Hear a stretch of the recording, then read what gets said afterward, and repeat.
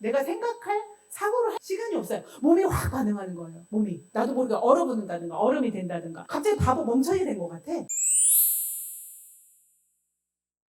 네, 우리 여러 가지 생각해 볼 게 있어요. 왜 요셉은 형들을 보고 모른 척 했을까요? 한번 생각해 보세요. 왜 모른 척 했을까요? 놀래서. 오, 그쵸. 20년 만에 형들을 만났어. 근데 그 형이 나를 구덩이에 던졌어. 10명의 형제가 형이라고 믿고 따랐던 형제들이 나를 구덩이에 던지고 애국 상인한테 팔아버렸어. 그리고 자기는 왜 영문도 몰라. 근데 20년 만에 형들이 딱 앞에 있는 거예요. 얘는 총리가 됐어. 요셉은 총리가 돼서 아주 이제 권한이 많죠. 애국의 곡식을 다 관장하면서 누가 사러 오면 팔고 안 팔고 싶으면 안 팔 수 있어요. 요셉 맘이에요. 이게 정권을 왕이 줬기 때문에. 근데 어느 날 형들이 딱 있는 거야. 10명의 형들이. 그때 어땠을 것 같아요? 상상을 해보세요. 애증 무슨 말인지 아세요? 사랑하는 마음과 증오하는 마음이 같이 있기 때문에 혼란스러워요. 네, 오늘 뭐 설교 할 게 없네요. 다 나왔어요. 애증으로 인한 혼란. 몸이 얼어붙죠. 나도 모르게. 근데 이걸 얘가 지금 형님 할 자리는 아니잖아요. 여기는 공적인 자리고 총리로서 딱 앉아있는데 형들이 왔다고 형들 하고 뛰어갈 수도 없잖아요. 이런 자리에 왔는데 20년 만에 궁금하잖아요. 나는 왜 버려졌지? 나는 이 나라에서 갈 방법도 없어. 내 집에 얼마나 아버지가 그립겠어요. 또 동생도 있잖아, 베냐민도. 근데 여기서 보면 베냐민을 두고 왔잖아요, 형들이. 그 이유가 또 있잖아요. 친형제가 베냐민하고 요셉이거든요. 나머지 형들은 배다른 형제고. 어쨌건 구덩이에 던져지고 상인에게 팔려왔어요. 얼마나 고통스럽겠어요, 요셉이. 한번 상상이 돼요? 여러분? 상상이 돼요? 여러분들 근데 이 고통을 상상이 돼요? 돼요? 잘 안 되시는 분도 많을 거예요. 고통을 너무 많이 당하면 남의 고통이 잘 상상이 안 될 수 있거든요. 오히려 공감 능력이 떨어질 수 있어요. 어쨌건 잘 생각해보면 요셉도 아까 말씀하신 대로 매우 당황스럽고 어떻게 해야 할지 모르는 혼란한 상태예요. 이 20년 전의 사건은 요셉에게 뭐가 됐어요? 트라우마가 된 거예요. 트라우마가 작아요? 커요? 맞아요. 커요. 그렇기 때문에 형들이라는 걸 알아보는 순간 멘붕 이렇게 된 거죠. 네, 트라우마가 여러분들 있을 때 그때 가해자라고 할 수 있죠. 형들이 그들을 갑자기 만났을 때 내 몸이 반응하는 거예요. 내가 생각할 사고를 할 시간이 없어요. 몸이 확 반응하는 거예요. 몸이 나도 모르게 얼어붙는다든가 얼음이 된다든가 갑자기 바보 멍청이 된 것 같아. 말도 안 나와. 갑자기 막 사고가 막 이상하게 돌아가. 이렇게 되는 거예요. 몸이 반응하기 때문에. 세월이 아무리 흘러도 과거의 트라우마 사건은 단서만 접해도 그래요. 난 누구예요? 전문가예요. 근데 어려워요. 근데 전문가 아닌 여러분들 얼마나 어렵겠어요. 여러분들 다 그런 경험 있어요? 제가 지금 말한 경험? 그러면 괜히 사람들하고 관계가 안 좋아져요. 저 사람은 그냥 이 사람일 뿐이에요. 지금의 이 사람은 내 언니가 아닌데 나는 내 언니처럼 본단 말이에요. 나도 모르게 내 뇌에서 일어나는 사건이니까. 의식화되지 않고 일어나요. 무의식에서. 근데 저는 이제 그걸 통찰을 하죠. 아, 내가 이래서 이렇게 오늘 기분이 안 좋구나. 오늘 이래서 내가 힘들구나. 이걸 제가 알아요. 그게 금방 되지는 않아요.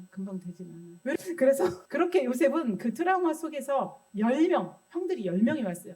10명의 형들이 딱 나타났어요. 근데 그때 요셉의 편이 있었어요, 없었어요? 있었어요. 누구였어요, 그때? 근데 요셉은 있었다는 것조차도 몰라요. 요셉이 기억하는 건 우리 형제 중에 그래도 나를 편들고 나를 살리려고 했던 사람이 있다는 사실은 몰라요. 알 수가 없죠. 구덩이에 던져졌다가 팔려갔고 이렇게 자기네끼리 일어난 거니까. 그래서 그 형들이 그랬다는 건 전혀 모르고 요셉은 아무도 내 편이 없구나. 다 나를 미워하는구나. 그 꿈 때문에 요셉을 미워하기 시작했잖아요. 꿈 때문에. 참 이게 아이러니해요. 요셉의 꿈이 무슨 역동을 일으켰어요, 형들한테? 시기 질투를 일으켰잖아요. 너만 잘났어? 너가 높아? 어떻게 해서든 난 널 내리고 싶어. 널 던지고 싶어. 그래서 구덩이에 던지잖아요. 아주 상징적이잖아요. 이렇게 어디 단체에서도 마찬가지예요. 직장에서도 너무 잘난 사람 있으면 막 누르고 싶은 그런 욕구가 사람들한테 있기 때문에 그런 게 있다는 거죠. 네. 근데 지금 현재 상황에서 요셉은 이들의 생사 여탈권을 쥐고 있는 총리예요. 온 땅이 기근으로 살아갈 길이 막막한 이때 요셉도 이제 우리 1절에서 읽었죠. 애굽에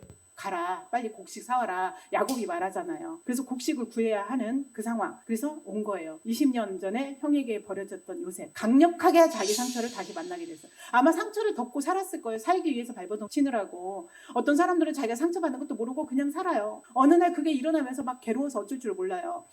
요셉에게 총리는 너무나 공적인 자리였지만 너무 놀라서 그렇게 여러 가지 신체 변화도 일어나고 감정적인 그러한 휘둘림 이런 것들이 있었을 거예요. 근데 요셉이 또 그 순간 이런 생각을 했을 거예요. 난 잘 이거를 해야 돼. 잘 정리해야 돼. 내 마음을 정리해야 돼. 이랬을 거예요. 요셉에게 형들이란 복합적인 감정의 대상들이기 때문에 감정에 휘둘리지 말자 이런 말을 속으로 생각을 한 거예요. 그래서 형들을 아는 척하면 제가 무너질 것 같고 쏟아낼 것 같았을 거예요, 울음을. 그래서 모른 척한 거예요.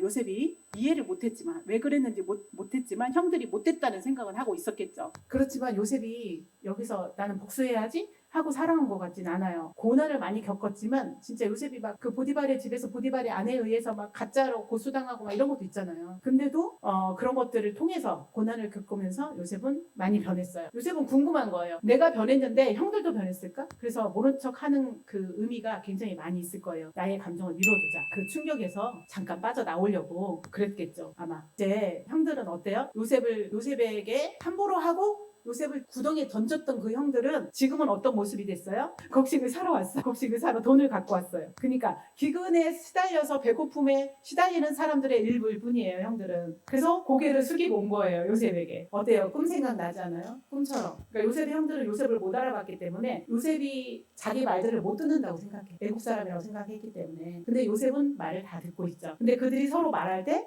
우리가 아우가 누구예요? 요셉. 자기가 버린 요셉의 일로 우리가 죄를 졌어. 그래서 요셉이 우리한테 살려달라고 애걸할 때에, 그가 괴로워할 때에 우리가 듣지 않았잖아. 그 괴로움이 우리한테 왔어 지금. 이렇게 해석을 한 거예요, 형들이 말하는 것을 보세요. 죄책감이 있어요, 없어요? 있어요. 20년이 지났지만 그 사건은 끝나지 않았고 잊혀지지 않았어요. 요셉은 가족에게 돌아오지 못했잖아요. 지금 떨어져 있잖아요. 형들은 요셉을 알아봤지만 그 얼굴에는 죄책감뿐만 아니라 죄책감을 가진 뭐가 있어요? 후회가 따라와요. 그때 요셉을 구덩이에 안 던질 걸, 요셉을 팔지 말 걸, 이런 후회라는 거 여러분들 해봤어요? 후회라는 단어를 한번 묵상해보세요. 후회라는 것만큼 사람 참 조멸하게 만드는 게 없어요. 후회를 하기 시작하면 사람이 말라요. 내가 왜 그랬지? 그때 좀 잘 대해줄 걸 왜 그랬지? 이게 후회예요. 사람을 말리죠. 요셉의 형들은 자기 동생이 요셉이라는 걸 모르기 때문에 저 사람은 총이다 이런 생각으로 통역을 하고 있기 때문에 모른다 생각하고 막 말을 하는 거잖아요. 우리가 이제 영적인 해석을 할 수 있어요, 이거를. 근데 영적인 해석을 뒤로 하고 우리가 보면 요셉은 사실은 그냥 우리가 그냥 해석을 해보면 꿈이야기 잘못했다가 노예로 팔려갔고, 그런데 해석을 잘해서 요셉은 바로왕의 꿈을 해석하면서 총리가 돼버린 거예요. 우리의 삶에 대입시켜 보세요. 우리는 가끔 내가 이것 때문에 나는 이렇게 땅에 떨어졌고 밑바닥에 내려간 것 같아. 내 인생에서 지우고 싶은 것들 하나쯤 있잖아요. 내 인생에서 내가 선택을 후회하거나 뭔가 있잖아요. 그러나 내가 지금 이렇게 된 거는 정말 내가 견딜 수가 없어. 그런데 그것 때문에 나는 또 하나님이 이렇게 나를 회복시키고 있다. 여기에 우리가 복음이 있습니다. 하나님을 믿는 사람의 특권이에요. 하나님 안 믿는 사람은 내가 이렇게 돼서 우리 가족이 나를 핍박해서 나는 이렇게 됐다고 원망하고 살 수 있지만 요셉은 그러지 않았던 거예요. 하나님을 더 매달린 거예요.